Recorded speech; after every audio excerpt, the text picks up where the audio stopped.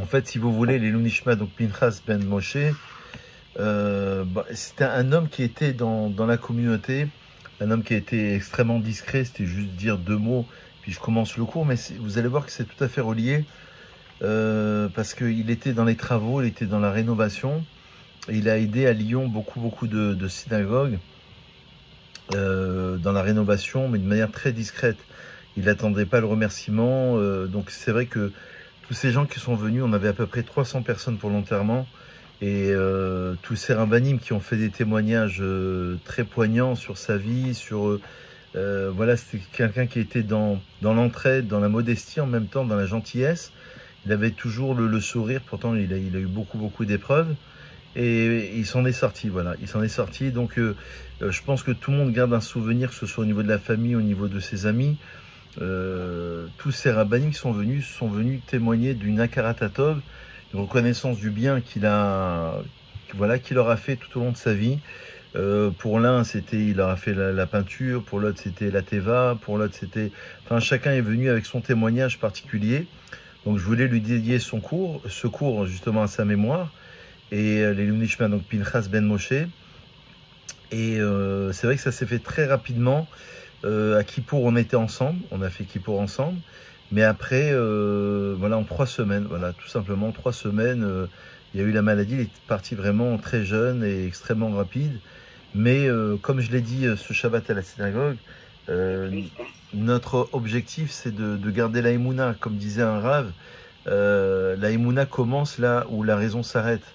C'est-à-dire qu'on n'a pas même si on n'a pas d'explication, c'est pas parce qu'on n'a pas d'explication qu'il n'y a pas de sens. Donc il y a un sens qui nous est caché, on s'en remet à Dieu et on essaye d'avancer, parce que sa volonté, c'était absolument d'avancer, de rester debout, à l'image du peuple d'Israël d'ailleurs. Le peuple d'Israël jusqu'à aujourd'hui, ont subi des passages qui sont extrêmement difficiles. Et pourtant, le peuple d'Israël est un peuple qui reste debout.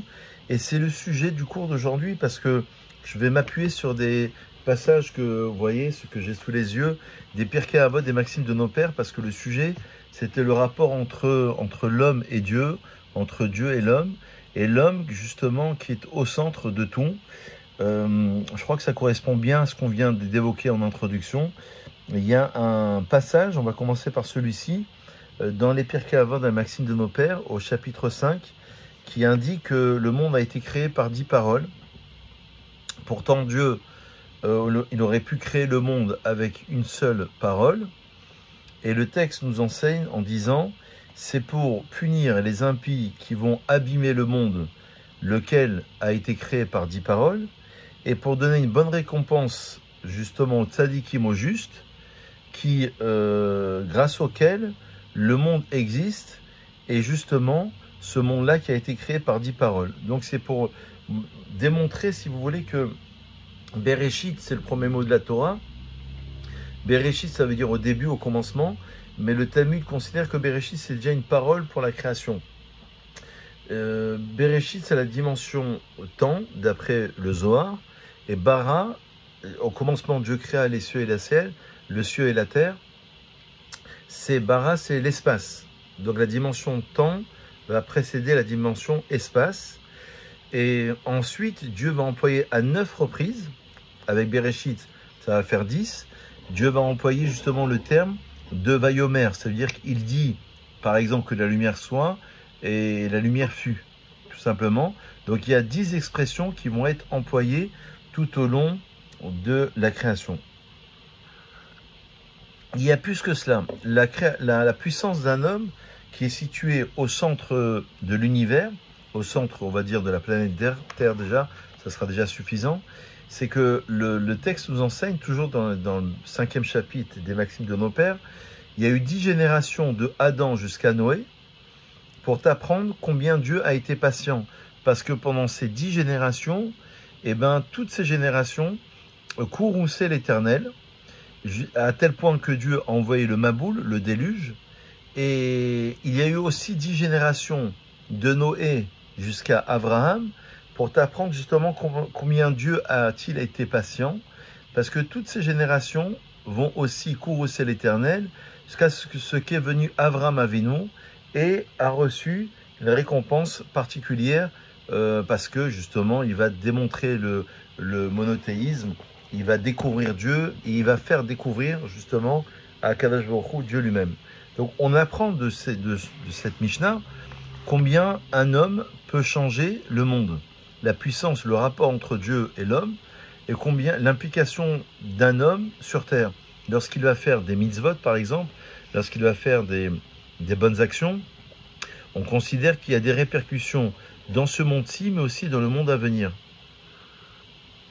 Ça veut dire qu'a priori, on ne voit pas le bienfait d'une action, parce qu'on se dit, voilà, j'ai fait une tzedaka, j'ai aidé un pauvre, ou j'ai été rendre visite à un malade, etc.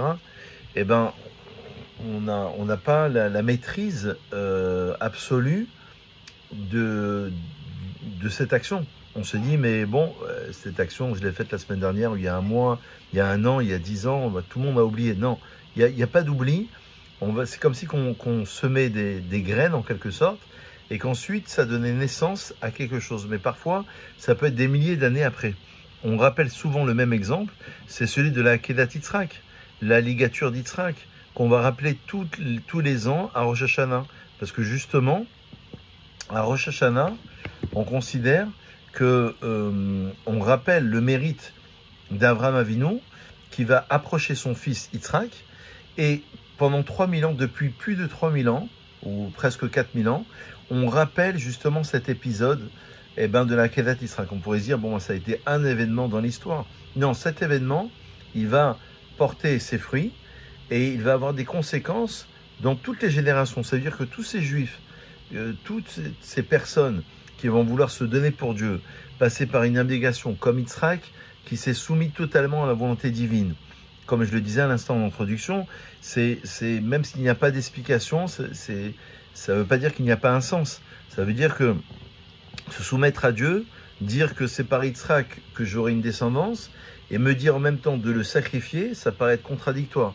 Pourtant, il y a une soumission, une abnégation totale de l'être humain par rapport à Dieu. Eh bien, c'est ce bitoul dont on parle. Le bitoul, ça veut dire c'est l'annulation de son être, de son ego, de sa dimension personnelle. Ça veut dire de sa compréhension, de sa logique. Et c'est comme ça qu'on arrive à se réaliser. Et c'est comme ça que l'homme, il peut changer le cours de l'histoire. Donc là, j'ai pris deux exemples particuliers. L'exemple appuyé sur les Pirkei Avot de Noé, et évidemment le deuxième exemple, celui de Avraham Avinu. On a un autre enseignement qui est tout à fait intéressant, qui nous fait prendre conscience justement de la valeur d'un individu sur ce monde, sur les bases de ce monde. C'est Rabbi Yaakov. Dans le Talmud, Rabbi Yaakov nous enseigne que Yafa Sha'achat Bitshuva Ma'asim Tovim Bar Olam Hazeh Mikol Chaye Olam Haba, la puissance d'une action.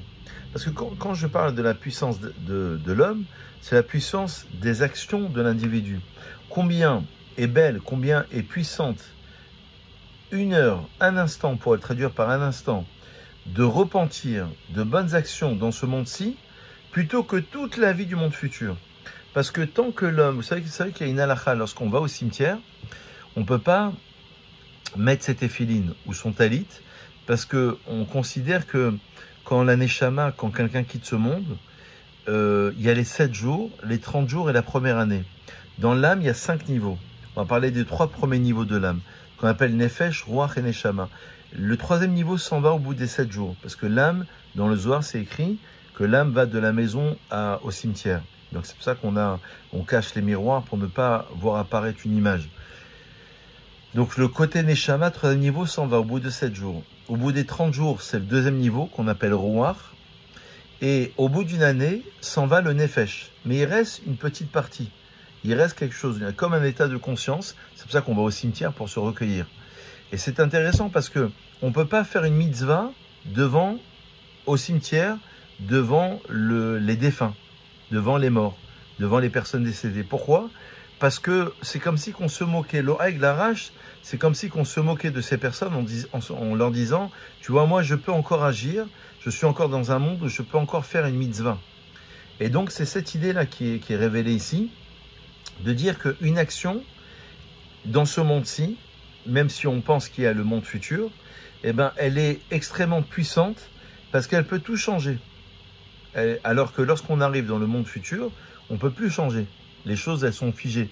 En fait, le Olam Haba, le monde futur, c'est la conséquence de mon comportement dans ce monde-ci. C'est un petit peu l'idée qui est révélée ici. Mais il y a aussi l'inverse. Nous dit Rabbi Yaakov dans le Talmud, il vaut mieux un instant d'apaisement dans le monde futur plutôt que toute la vie de ce monde-ci. Ça veut dire que si on devait compiler, je ne sais pas si on peut donner cet exemple-là, si on devait compiler tous les plaisirs qu'on a pu avoir, imaginez-vous, depuis la création du monde jusqu'à l'époque du Messie, tous les mariages qu'il y a eu, toutes les naissances, tous les moments de bonheur, de plaisir, si on devait les condenser en un seul instant, donc ça ferait un plaisir incommensurable. Et bien ce plaisir-là n'a aucune valeur par rapport au plaisir que l'on peut avoir dans le monde futur. Par rapport à ce moment de bonheur qu'on peut ressentir dans le monde futur. Ce qui signifie en d'autres termes que le monde futur, il est à l'image de ce qu'on a été dans ce monde-ci, mais il est extrêmement beaucoup plus puissant que ce monde-ci. Il y avait un passage du Rabbi de Lubavitch qui disait que lorsqu'une personne décède, lorsqu'une personne nous quitte, elle ne nous a pas vraiment quitté, elle a juste déménagé à l'étage d'au-dessus. Il est passé au premier étage. Ça veut dire qu'il y a plusieurs états d'être.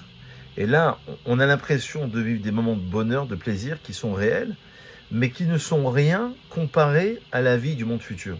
Donc si l'homme, il comprend ses répercussions, ses actions, il comprend qu'il peut agir, il comprend qu'il peut changer de manière positive comme de manière négative.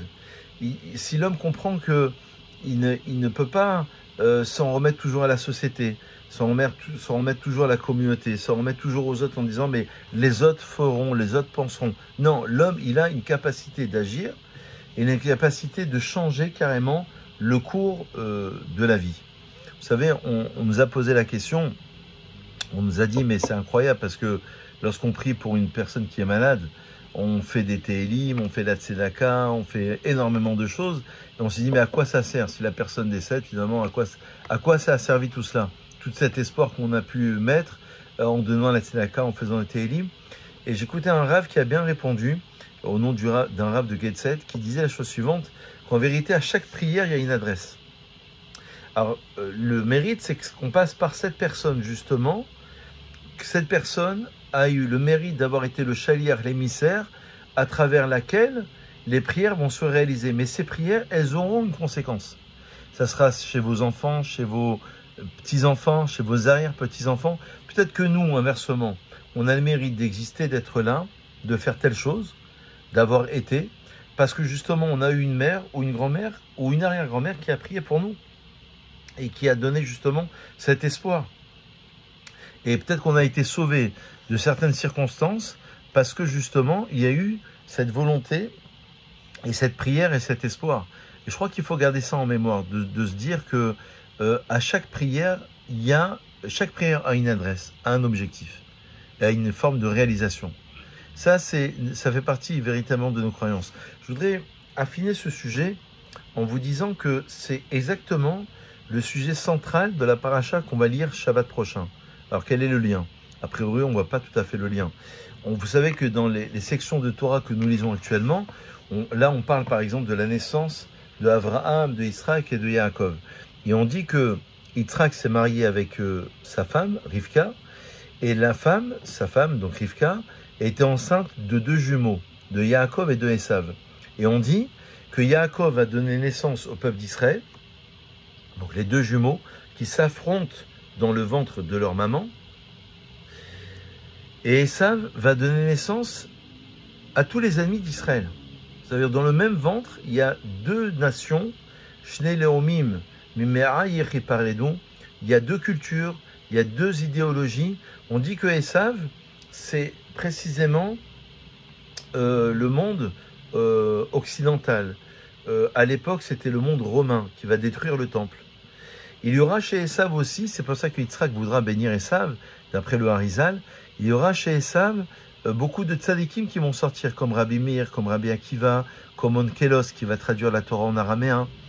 Et si Yitzhak, le père, va vouloir bénir Esav, alors qu'il va se dévoyer, le Talmud dit dans Ketubot qu'il va faire 5 péchés le jour de la disparition de son père, dont le meurtre d'un individu, et il va voler, il va chasser, ça va être l'homme de l'extériorité, l'homme des champs, Ishsadé dit la Torah, alors que Jacob est plutôt l'homme de l'intériorité. Alors il y a 2 lectures essentielles, il y a la lecture du Harizal et la lecture du Ramchal. La lecture du Harizal dans la Kabbalah, dans la mystique juive, c'est de dire que Yitzhak a voulu bénir Esav parce que justement, il a vu qu'il avait un potentiel de vie, un potentiel de sainteté. Il s'est dit, je vais le bénir parce que Esav, fondamentalement, il aurait pu arriver à un niveau supérieur par rapport à Jacob. Esav, c'est Ésaü en français. Donc, je ne sais pas si vous imaginez une maman qui est enceinte, et lorsqu'elle passe devant une maison d'études, une synagogue, on pourrait dire aujourd'hui, eh ben c'est Yaakov qui veut sortir. Lorsqu'elle passe devant une maison d'idolâtres, c'est Esav qui veut sortir. Yaakov donne naissance au peuple d'Israël, et Ésaü va donner naissance au monde occidental, aux croisades par exemple beaucoup plus tard, aux Romains qui vont détruire le temple, donc à tout l'opposé finalement.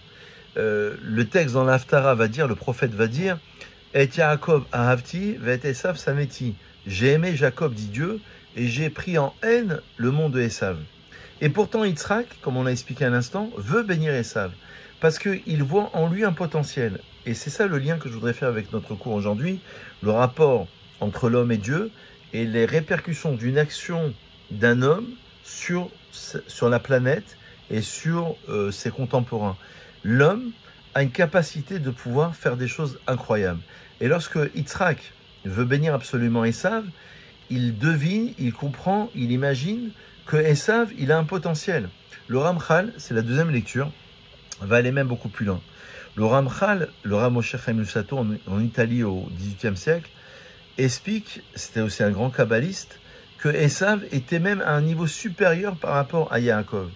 Parce que il faut comprendre que lorsqu'on dit, et ça je le répète dans tous nos cours, lorsqu'on dit que chacun doit apprendre à se connaître, chacun doit apprendre quelles sont ses qualités, quels sont ses défauts, pourquoi on est venu sur Terre, quels sont nos objectifs.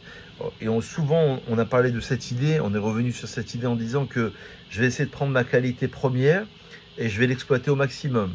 Je vais essayer de prendre mon défaut numéro 1 et je vais essayer de le repousser au maximum. Eh bien, la mission de Yaakov à l'origine, c'est Ishtam Yoshev Ohalim. La Torah le décrit comme étant un homme intègre qui est installé dans les tentes. C'est-à-dire c'est l'homme de l'intériorité, c'est l'homme des prières, c'est l'homme des mitzvot, c'est l'homme de la réalisation d'un rapport intrinsèque entre l'homme et Dieu, mais dans l'intériorité. Alors que Esav avait une mission, et s'il avait réalisé cette mission d'après le Ramchal et le Harizal, il serait arrivé à un niveau supérieur, c'était celui de construire le monde, l'homme de l'extériorité. C'est ça Ishsadé, l'homme des champs. Ça veut dire qu'il devait construire le monde, il devait construire le politique, l'économie, la gestion du pays. D'ailleurs, ça se retrouve, c'est intéressant, à travers les 2 messies. Vous savez que nous avons 2 messies, 2 dimensions. Le Mashiach, fils de Yosef, le Mashiach, fils de David. En d'autres termes, nous avons le Messie, Ben Yosef, qui construit le monde comme Joseph en Égypte. C'est le vice-roi égyptien. Il permettait la construction du monde en termes politiques, en termes économiques. Et nous avons Mashiach ben David, Yehuda, qui va construire une maison d'études. David, c'est la même racine. C'est le monde de l'intériorité. Donc chacun doit essayer de découvrir son génie. J'ai envie de vous dire en d'autres termes que de la même manière qu'il y a Yaakov et Esav qu'on a pris comme illustration, et ben chaque individu qui participe à ce cours ce matin doit aussi comprendre quel est son génie. Chacun a un génie. Vous avez un génie que je n'ai pas. J'ai peut-être un génie que vous n'avez pas. Et chacun doit essayer de découvrir le meilleur de lui-même. Et c'est ça comprendre les répercussions d'une action. Les répercussions d'une action, c'est de comprendre qu'on a une intelligence. Alors, l'un, c'est l'intelligence dans le monde de l'action. L'autre, c'est dans l'étude. L'autre, c'est dans le Talmud. L'autre, c'est dans la synagogue. L'autre, c'est dans la construction d'une société. Chacun va amener une dimension particulière. Et c'était ça le travail de Yaakov et de Esav. Ils avaient un travail qui était singulier. Et la maman Rivka porte ces 2 dimensions, c'est deux nations, c'est deux idéologies. Et elle va essayer de les faire se conjuguer. Bon, ça ne va pas aboutir, mais Yitzhak avait quand même cet espoir.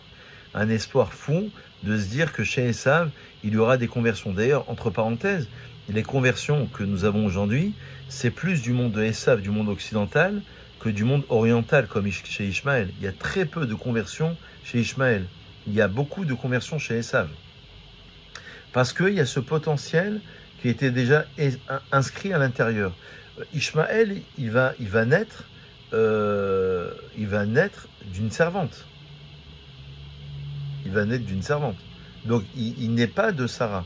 Il ne va pas grandir dans le ventre de Sarah. Alors que Rivka, Esav va grandir dans le ventre de sa maman, de Rivka. C'est une différence qui est quand même majeure. Ishmaël, il vient d'une servante. Est-ce que vous avez des questions? Est-ce que tout est clair?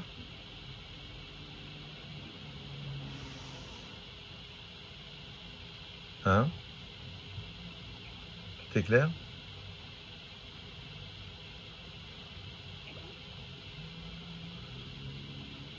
Oui, vous me suivez? Ah, vous m'entendez toujours, hein? Ah, très bien, très bien. Alors, si tout est clair, eh ben, j'avance, voilà. Donc, je voulais citer cette illustration qui me paraissait, alors effectivement, un petit peu technique, mais quand même importante pour comprendre exactement la mission de chacun. Je voudrais rajouter, pour illustrer ce qu'on vient de dire à l'instant, un autre enseignement, toujours relié dans le Talmud que j'ai sous les yeux. Alors ça, c'est incroyable. Vous allez voir que cet enseignement, il résume exactement notre propos. Ça veut dire les conséquences d'un homme sur son environnement, sur son entourage. C'est une Mishnah que j'ai ici sous les yeux. Ah voilà, c'est celle-ci, regardez. La Mishnah nous dit comme ça. Rabbi Yehuda, fils de Tama, disait: sois aussi fort que la panthère, aussi léger que l'aigle, tu dois courir comme le cerf, tu dois être aussi fort, aussi puissant que le lion, pour accomplir la volonté de ton Père qui est dans les cieux. En d'autres termes, pour accomplir la volonté divine, la volonté de Dieu. Donc on comprend aussi que l'homme, on disait à l'instant que l'homme il doit essayer de découvrir son génie, son côté particulier, singulier, que l'homme a, que les autres n'ont pas forcément. Et ben ça correspond à cette Mishnah qui nous dit justement, et ben l'homme il doit être léger comme la panthère, léger comme l'aigle, pardon, aussi fort que la panthère, aussi puissant que le lion, pour accomplir la volonté de Dieu qui est dans les cieux. Et la Mishnah de nous dire que dans la vie, il y a tout un programme. Ça veut dire que à chaque période de la vie, eh ben, il va avoir une réalisation. Par exemple, la Mishnah va nous dire, à l'âge de 5 ans, eh ben, on va étudier la Torah écrite. À l'âge de 10 ans, on va monter d'étage, on va étudier la Torah orale. 13 ans, on va faire les mitzvot. 15 ans, on va étudier le Talmud. 18 ans, on va se marier. Alors c'était à l'époque, aujourd'hui c'est un peu plus tard. La vingtaine, on va poursuivre dans la vie. La trentaine, on va avoir la force. La quarantaine, on va avoir la compréhension. La cinquantaine, on va déjà donner les conseils. La soixantaine, on va aller vers la sagesse. 70 ans, c'est aussi une sagesse, mais en termes de vieillesse assimilée à la sagesse. 80 ans, c'est la force, parce que c'est déjà beau d'être arrivé à 80 ans. Et ensuite, il y a 90 ans et 100 ans. Et ensuite, on arrive vers la fin de l'individu, de la période de l'individu. Ça veut dire que à chaque étape, à chaque rencontre, eh ben, à chaque période de la vie, même en termes d'âge, en termes d'événements, l'homme va essayer de retirer le meilleur. Ça veut dire qu'il va comprendre que non seulement les événements ont un sens, que l'histoire a un sens, mais qu'il y a aussi un passage. C'est ça ce que je voudrais dire, parce que il y a des gens, pourquoi je vous dis ça? Il y a des gens qui restent figés sur une période de leur vie. Vous savez, des fois on est un peu nostalgique. On se dit oui, mais quand j'étais plus jeune, ou quand j'étais en Algérie, ou au Maroc, ou en Tunisie, voilà ce que je pouvais faire, voilà comment nos parents étaient. Il y a des gens qui restent figés dans une période donnée de leur vie. Ça les a marqués à vie. Alors ça peut être extraordinaire d'avoir été marqué, par exemple, pour quelqu'un qui a étudié à la yeshiva, ben, toute sa vie, il va penser à ces 2 ou 3 ans pendant lesquels il va étudier. Mais ici, les maîtres d'Israël veulent nous faire remarquer qu'il y a plusieurs passages. Il y a un passage du Talmud quand même, moi, qui m'a beaucoup fait réfléchir, qui nous enseigne que dans la vie, il y a 7 cycles. Alors, sans parler de la vie de ce monde-ci, et ensuite le passage dans la vie du monde futur. Mais dans cette vie-là, il y a 7 passages en fonction des âges. Pas seulement en fonction, comme on l'a dit tout à l'heure, des événements et de l'histoire, en fonction des âges. C'est comme si on disait qu'à 30 ans, eh ben, je suis quelqu'un d'autre. À 70 ans, eh ben, effectivement, je vois la vie autrement, je suis quelqu'un d'autre. Pourtant, on est la même personne. Vous savez, quand on se réveille le matin, on fait Modé Ani, on remercie Hachem. Et une des premières bénédictions que l'on fait, on dit Baruch Ata Hachem, béni sois-tu Dieu, Amahazir Neshamot Livgarim Metim. C'est extraordinaire. On loue Dieu, on félicite Dieu qui ramène une âme à des corps qui sont morts, littéralement.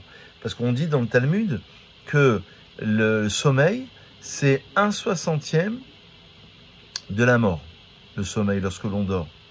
Et donc, ça veut dire qu'à chaque jour, c'est comme si on allait ressusciter. Il y a une forme de résurrection. Alors, comment on peut ressusciter? Alors, non seulement mourir, c'est aussi de son vivant, parce que ça veut dire qu'on essaye de redevenir une nouvelle personne. On va ressusciter, on va essayer de ressortir plein de bonnes actions avec une grande volonté, mais en tous les cas différente à un autre état, parce que justement on a compris les choses. Mais là, ça va beaucoup plus loin. Chaque matin, lorsque je me réveille, quelque part, je suis un être nouveau. Et on dit aussi dans la prière du matin, et c'est exactement la même idée qu'on développe, hein, j'essaie de l'illustrer de plusieurs manières, mais c'est exactement la même idée. On dit que Dieu renouvelle sa création au quotidien. C'est comme si il y avait un renouvellement de l'individu, d'une manière précise, d'une manière quotidienne. Et donc, ça veut dire qu'on n'est plus le même. C'est-à-dire que le Reuven ou la Sarah ou la Rivka d'aujourd'hui n'est pas le Reuven, la Sarah ou la Rivka d'hier. C'est déjà une nouvelle personne. Parce que, justement, elle a compris qu'il se passait quelque chose d'autre. Voilà un petit peu l'idée qui est révélée ici. Pour illustrer, j'ai pensé à l'illustrer aussi, j'ai noté que, vous savez, j'ai commencé le cours par cela, j'ai pris 2 exemples, Noach et Abraham, qui ont pu sauver toute une génération. On a quand même aussi Moshe Rabbeinu. On a aussi le roi David. Le roi David, quand vous prenez l'histoire du roi David, c'est une histoire qui est incroyable parce que David Améler, le roi David, il a souffert énormément. Le roi Salomon, il va souffrir énormément. Le roi David, d'abord, on est à peu près en moins 1000, donc c'est une histoire qui date de 3000 ans. Il va faire toutes les guerres d'Israël. Il va avoir des rébellions chez ses enfants. Il va écrire les Télim, les 150 psaumes. Et malgré tout, il va faire la louange du Dieu d'Israël. Et les 150 psaumes des Télim, écrits par le roi David, sont en relation avec 150 circonstances particulières. C'est-à-dire que le roi David, dans sa vie personnelle, il va comprendre qu'il y aura des répercussions, mais dans toute la société. Pas seulement dans sa dimension particulière, mais dans l'ensemble de la société jusqu'à la fin des temps. Ça veut dire que son histoire personnelle, du problème qu'il aura avec ses femmes, le problème qu'il aura avec ses enfants, la volonté de construire le temple, finalement il ne pourra pas le construire parce que Dieu va lui dire « tu as trop versé de sang ». Il aura versé du sang pour faire les guerres d'Israël, ça sera son fils le roi Salomon. Si on fait la totalité de tout ce que le roi David va vivre, on se dit mais c'est incroyable comme vie. Alors il va écrire les psaumes, on pourrait dire ce sont des psaumes qui sont tout à fait personnels par rapport à un vécu personnel. Et les maîtres d'Israël disent mais pas du tout, pas du tout. En vérité, il va comprendre que dans sa vie personnelle, qui le concerne qu'à lui, en vérité, il y aura des répercussions pour tout le peuple d'Israël. Donc, c'est ça la dimension aussi d'un individu qui arrive à se réaliser. Il arrive à se réaliser, à comprendre quel est son niveau, quelle est sa dimension particulière, parce que justement, il comprend que c'est pas une histoire qui est juste personnelle, individuelle, c'est une histoire qui va être collective. Rappelez-vous, dans l'enseignement du Gaon de Vilna, le Gaon de Vilna, il expliquait que dans la Neshama, dans l'âme, il y a 5 niveaux. Et il disait quelle est la différence entre Nefesh et Neshama. Le premier niveau, c'est Nefesh, c'est ce qui est relié au corps. Et le 3e niveau, c'était Neshama, c'est l'âme, c'est plus spirituel. On dit d'ailleurs que Nefesh, c'est l'action. 2e niveau, c'est Ruach, c'est plutôt la parole. Et 3e niveau, c'est dans la pensée. On dit aussi qu'il y a une autre correspondance. Le Nefesh, c'est le foie. Le Ruach, 2e niveau, c'est le cœur. Et le 3e niveau, c'est plutôt au niveau du cerveau. Alors attendez, j'essaye de redémarrer. Voilà. Alors on dit, au nom du Gaon de Vilna, que le Nefesh, il est situé au niveau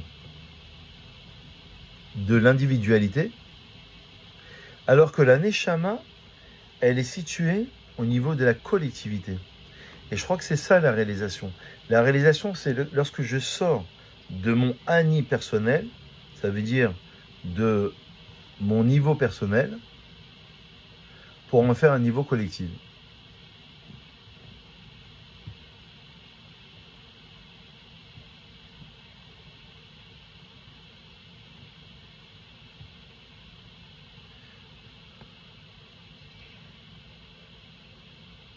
Voilà, vous m'entendez toujours, hein?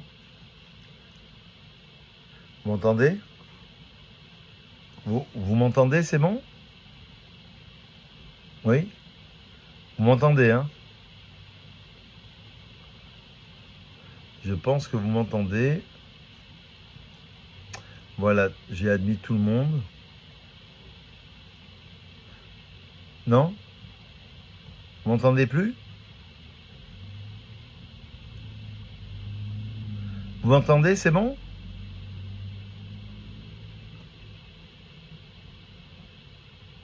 C'est bon?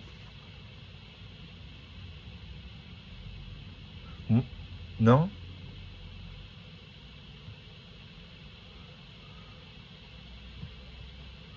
Est-ce que là c'est bon?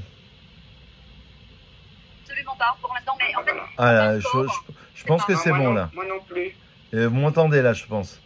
Ah là, ça y est. Voilà, ça y est. voilà. Alors je disais à l'instant, regardez, je voulais vous citer 2 illustrations sur ce qu'on disait à l'instant. Je disais au nom du Gaon de Vilna qu'en vérité, il y a le Nefesh et la Neshama. Et on disait comme ça, que le Nefesh se situe au niveau de l'être, de l'individualité. Donc le Nefesh, encore une fois, c'est le premier niveau de l'âme. Alors que la Neshama, c'est ce qu'on appelle l'âme aussi. L'âme, c'est une infime partie de Dieu qui est en nous. Helek Elokam Imal. D'après le Gaon de Vilna, c'est au niveau de la collectivité. Et là, on va essayer d'approfondir un peu. Maintenant, on va essayer d'aller voir un peu plus loin.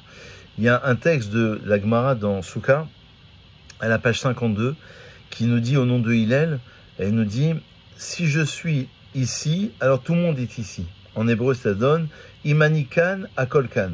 Si je suis là, si je suis présent, ça veut dire que tout le monde est là. Alors, on peut dire, bon, c'est un petit peu orgueilleux de ce genre de formulation. Si je suis là, tout le monde est là. Bon, on dit non. En vérité, d'après les commentaires, c'est exactement cette idée-là.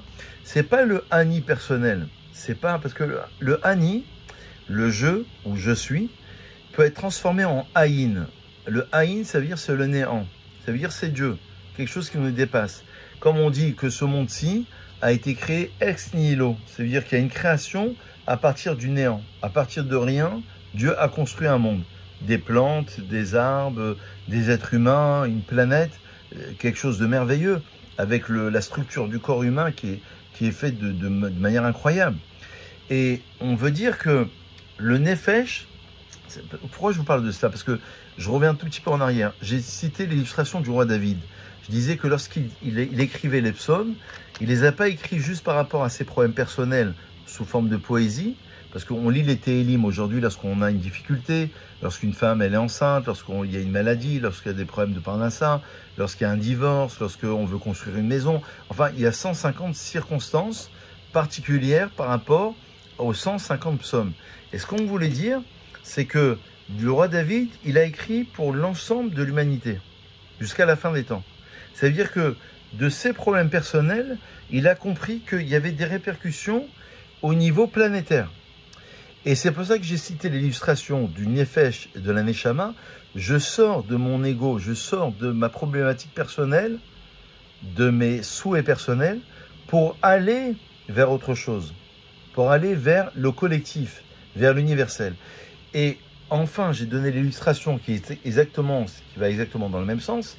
C'est que quand le Hillel disait « si je suis ici, tout le monde est ici », c'est exactement la même idée. Le Ani est transformé en Aïn, c'est-à-dire c'est plus le jeu personnel, c'est le jeu qui est rejoint par la divinité, par Dieu. C'est-à-dire c'est ce Dieu-là qui rentre en moi et qui me permet d'avoir une structure, si vous voulez, qui va être plutôt collective. Et je crois que ça, c'est très très important. Vous savez, on dit souvent que dans la Hamida, on peut affiner, je voudrais vraiment approfondir ce sujet, dans la Hamida, on s'exprime toujours au pluriel. Par exemple, j'ai la Hamida sous les yeux, Refa et nous, on va dire, dans la Hamida, quand on fait la prière, debout les pieds joints 3 fois par jour, guéris-nous. Ou alors, regarde notre souffrance. Ou alors, pardonne-nous. Ou alors, achivez-nous, avez-nous les Torah Terra, ramène-nous. C'est toujours au pluriel, c'est jamais au singulier. Et lorsqu'on va faire même le Kaddish, par exemple, on va dire Al Israël, Val Rabbanan. Après une étude, c'est un Kaddish particulier, plusieurs catégories de Kaddish. La sanctification de Dieu se fait aussi sur Israël, sur les sages qui étudient. C'est toujours une notion collective. Et je crois que c'est la dimension peuple, la dimension nationaliste, évidemment, sioniste, pour ce qui nous concerne aussi.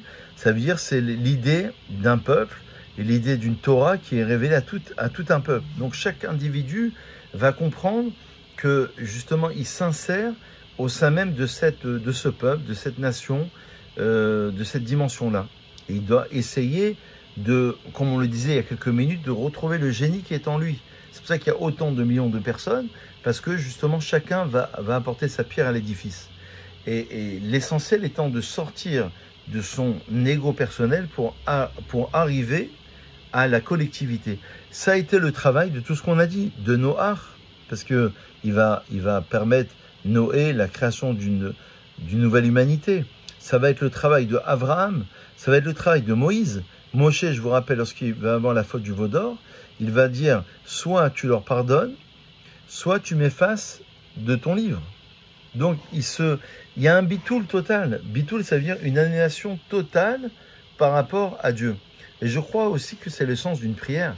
Le sens de la prière, profondément, c'est une prière qui doit être orientée vers la collectivité.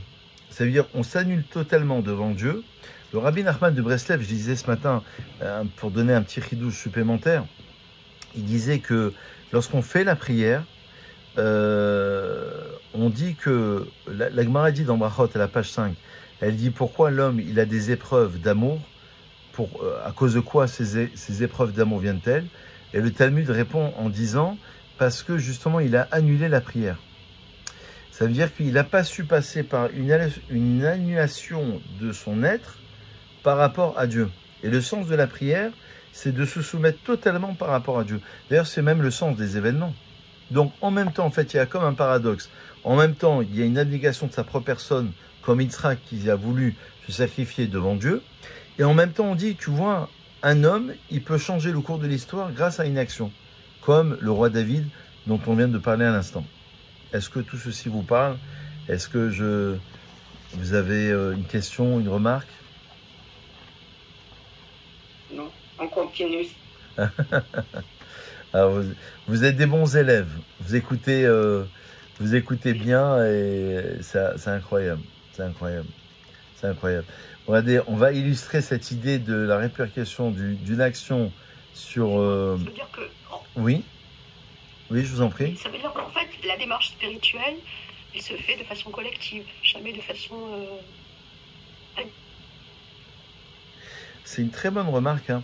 Ça veut dire qu'en vérité, je dirais qu'il y a les deux. Il y a d'abord une introspection personnelle, mais il faut absolument le faire. Vous savez, il y a la notion de communauté. Il y a des prières que l'on ne peut pas faire en étant seul. Le Kaddish, le Sefer Torah, la Kedusha, il y a certaines prières qu'on ne peut pas faire lorsqu'on est seul.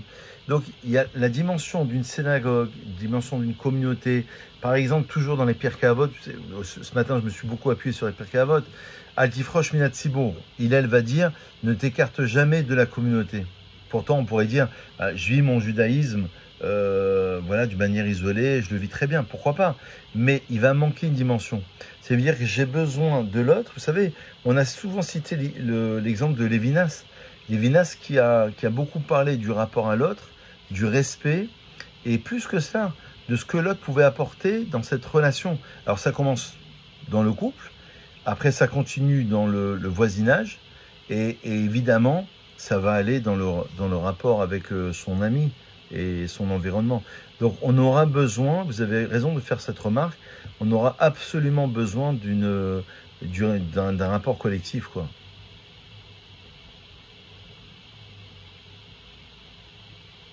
Vous voyez ? Moi, j'ai pas entendu là parce que c'est un petit peu haché. Oui. Non, je disais simplement, votre remarque, elle est judicieuse, mais je disais que on a besoin effectivement du rapport à l'autre. On peut, en fait, se réaliser personnellement, c'est bien, c'est un bon début, mais on va dire que c'est insuffisant dans la dimension collective. On a besoin de l'autre. Vous voyez ?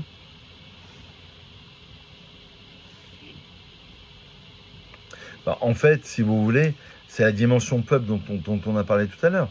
La dimension nationaliste, la dimension sioniste aussi. Ça veut dire le rapport à la terre d'Israël, le rapport à une nation, l'histoire d'un peuple. Vous savez, le Rav Shimshon Raphaël Hirsch, il avait expliqué que celui qui ne fête pas Pessah, il y a des gens qui ne font pas Pessah, il disait que c'était une peine très importante, très grave dans la Torah, qui s'appelle Chayav Karet, qu'on appelle, nous en français, la peine de retranchement, comme si qu'une partie de l'âme avait été retranchée. Et le Rav Hirsch, il comprend dans le sens symbolique des choses, il dit, puisque lui-même se retranche de son histoire, donc lui-même, il est quelque part retranché.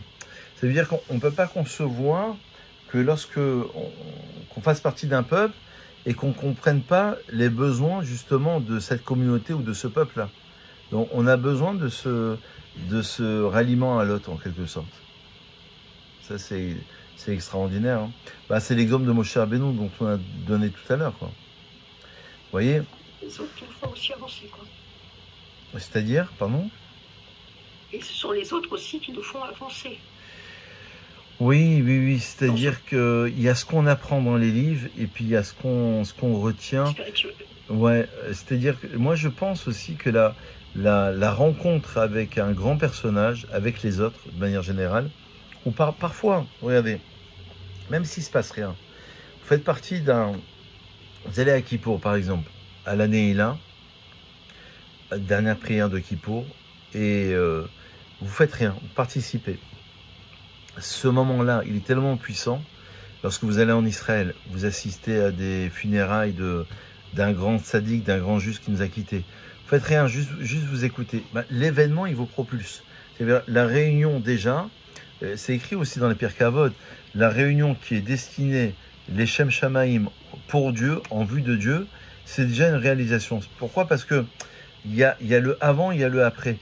On l'avait déjà cité cet enseignement, rappelez-vous, dans la Haggadah de Pessah, au nom du Maharal de Prague, on disait si on était venu devant le mont Sinaï, même sans recevoir la Torah, cela nous aurait suffi. Le Dayenu, fameux Dayenu de la Haggadah de Pessah. Et le Maharal de Prague, il dit, non, cela nous aurait pas suffi, parce que le but d'être sorti d'Égypte, c'était de recevoir la Torah. Et toi, tu nous dis, si on était arrivé devant le mont Sinaï, sans recevoir la Torah, cela nous aurait suffi.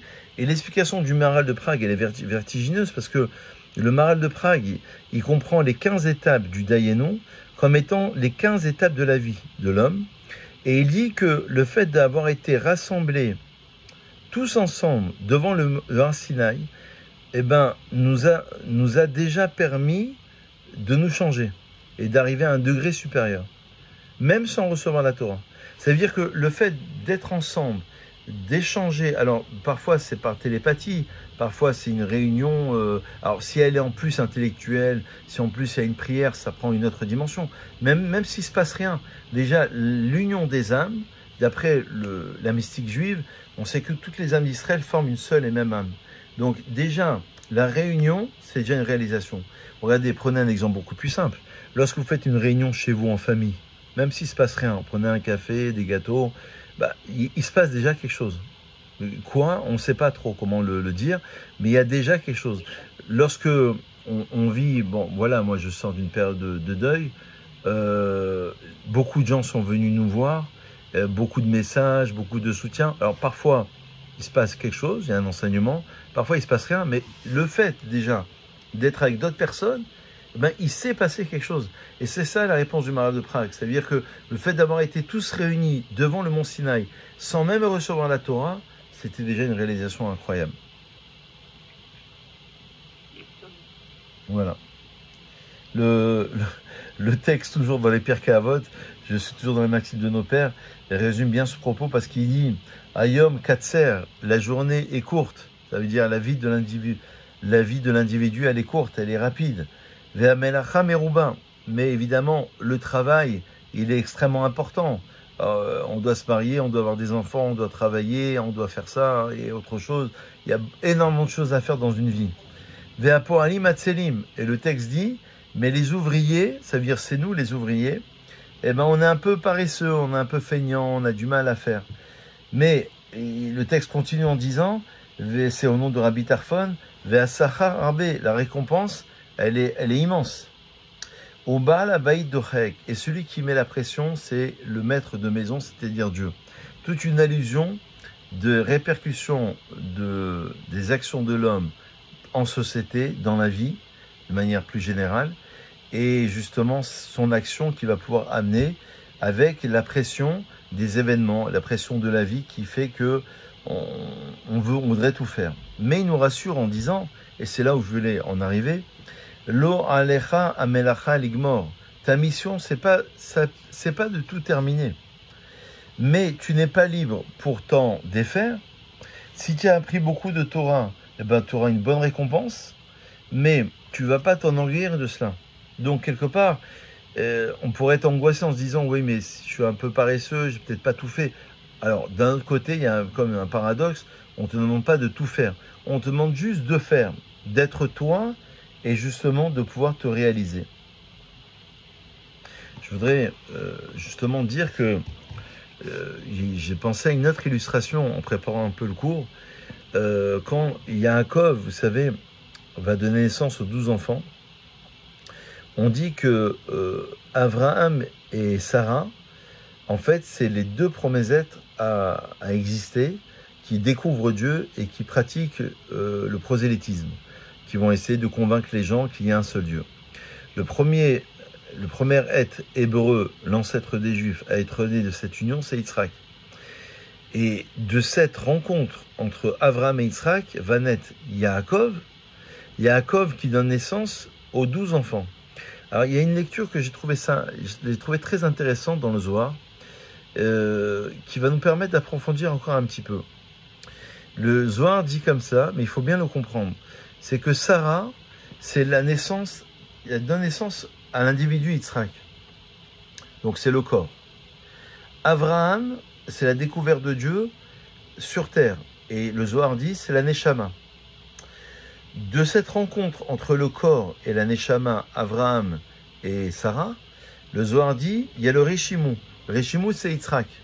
Et là, le Réchimou, c'est la trace du divin qui est resté sur terre. Pour le dire plus simplement, lorsque Dieu a voulu créer le monde, eh ben on sait très bien que Dieu a dû se retirer, mais il est resté un Réchimou, c'est-à-dire une empreinte indélébile de la présence divine. C'est-à-dire c'est comme si Dieu emplissait le monde, il se retire pour laisser la matière pouvoir exister, pouvoir naître en quelque sorte, pouvoir se construire, mais il reste une trace, ça c'est Yitzhak. Et de cette rencontre entre les deux, entre le Kav et le Réchimou, Abraham il amène le Kav, c'est-à-dire le rayon de lumière sur terre, sur ce Réchimou, sur cette trace du divin qui était présente, symbolisée par Yitzhak, donne naissance à Yaakov. Ça veut dire que chaque individu, chaque patriarche qui va exister, va donner naissance d'un point de vue spirituel à une dimension particulière. Abraham, c'est la dimension d'un rayon de lumière qui est apporté dans le monde, Yitzhak, c'est la dimension de l'annulation. Rabbi Nachman de Breslev, il dit que c'est Hoshana Rabbah, c'est une lecture sans comprendre. C'est Yitzhak, c'est la soumission, vraiment, c'est la négation, c'est la trace du divin qui reste sur terre. Et après, Yaakov, Rabbi Nachman, il le dit clairement dans la Torah 73, il dit, Yaakov, c'est Simchat Torah, c'est déjà comprendre les choses, c'est déjà la Chokhmah, c'est déjà l'intelligence. Mais qu'est-ce qui a permis l'intelligence de Yaakov? C'est la rencontre entre Abraham et Yitzhak, justement. Ça veut dire que chaque individu, c'est vraiment l'illustration de ce qu'on disait tout au long du cours, chaque individu va apporter une pierre à l'édifice et va comprendre exactement quelle est sa mission. Et si on n'est pas heureux, si on n'a pas le sentiment d'être épanoui, c'est certainement à cause de cela. Voilà, en quelques minutes, je dois m'arrêter un tout petit peu plus tôt parce que j'ai une petite urgence. Mais voilà en quelques minutes, si vous voulez, les répercussions et l'importance d'une action sur ce monde. Est-ce que vous avez une question, une remarque? Bien. Merci beaucoup. Ben, merci à vous. Voilà, j'espère que ça va vous faire réfléchir. C'est des moments très importants. Voilà, ça nous permet de comprendre un peu plus, d'échanger aussi. Donc, je vous donne rendez-vous, je pense, à lundi prochain, si je ne me trompe pas. C'est le 2 décembre, je pense. Et on se verra, si tu veux, en présentiel. Ben, merci à vous. Bonne journée. Et passez une très bonne journée. Merci à vous. Merci à vous.